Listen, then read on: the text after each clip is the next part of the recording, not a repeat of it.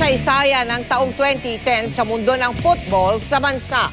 Noon kasi pumasok ang Philippine Ascal sa semifinals ng Asian Football Federation Cup sa pangunguna ng dati nilang coach na si Simon McNemeni.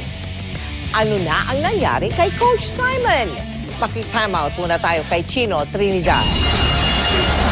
Matapos gabayan ng Pilipinas sa isang makasaysayang liga ng football sa bahaging ito ng Asya, ay natural lamang na asahang tatagal ang pamamalagi ni Coach Simon.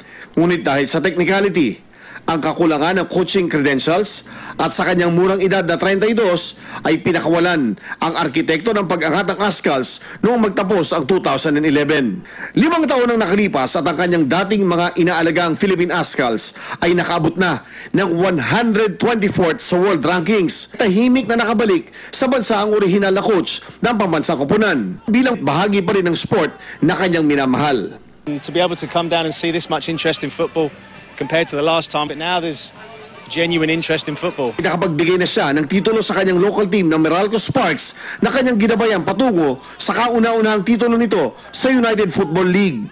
Ngunit ayon sa dating coach ng Ascals, walang makapapantay sa tagumpay at pakiramdam na kanyang nadaba noong 2010. It brings back memories every time I hear the national anthem, standing on a sideline with a suit on, with the whole country standing behind you.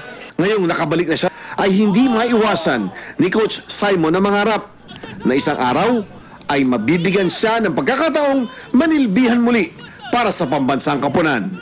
Chino Trinidad, Nakatutok, 24 Oras.